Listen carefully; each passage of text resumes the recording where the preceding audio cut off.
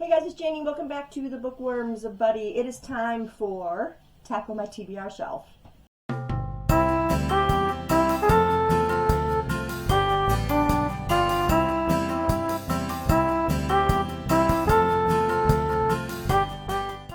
So last week from my TBR shelf, I picked up The Storyteller by Jodi Picoult. This is a story about Sage, who works in this bakery. She lost her mom prior, like 3 years prior to that. And she works at night and she makes all the bread and the goodies and everything for the bakery the next day. She is also a part of a loss or grief support group. And there is a man by the name of Joseph who is also a part of this group. And he starts coming by the bakery and she goes to visit him. And they just strike up this very unlikely friendship. Joseph reveals a part of his life, and he also has a request for Sage, both of which you know nothing about from the synopsis of this book. So you're kind of going into the story kind of blindly, and you don't know what is going to happen. I was a little surprised. I didn't know that this was going to be like what the story was about, but I loved the story.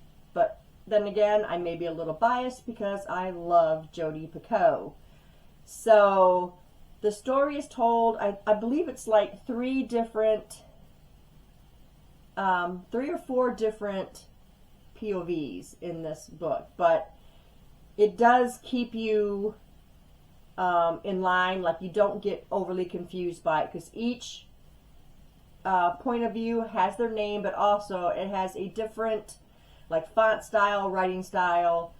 There's like a bold and there's like italicized and whatever, which, you know, I really kind of think that just the name is good enough to let you know whose point of view it is. So it was a little annoying to me with the difference of fonts and stuff and the font style and that kind of thing, but some people may like that. But so that was one nick against the story, was just the different fonts. And then the other thing I didn't like about this book was the ending. Everything in between was fantastic. I just didn't like the way the story ended, but it was a good story. So I ended up rating this 4 stars just because those couple things that I didn't like.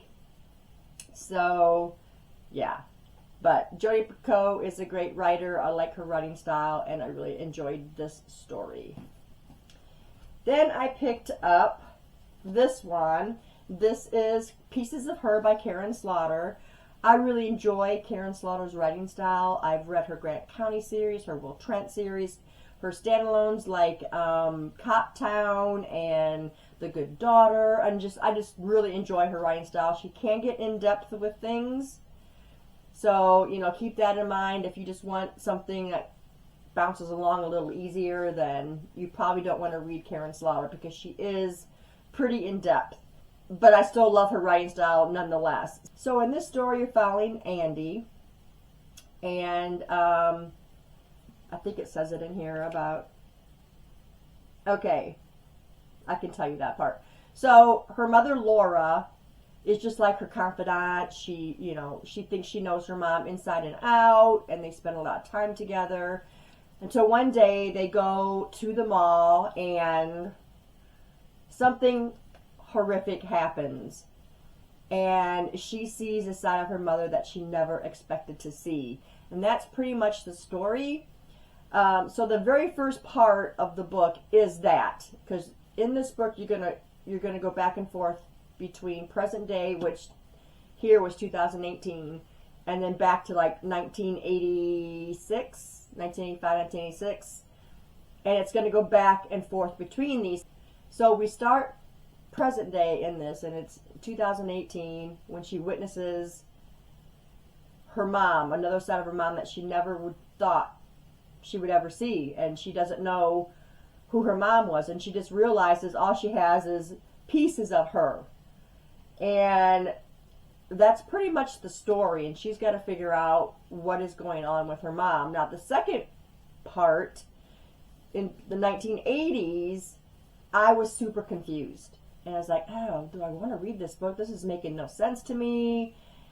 And finally, you know, the author brings it full circle and you start to understand what you're reading. And that happens like maybe the fourth, you know, maybe about this far into the book. You start to understand, you start trying to piece it together. And I think I've pieced it together and I think I figured it out, but I don't know, we're going to keep going.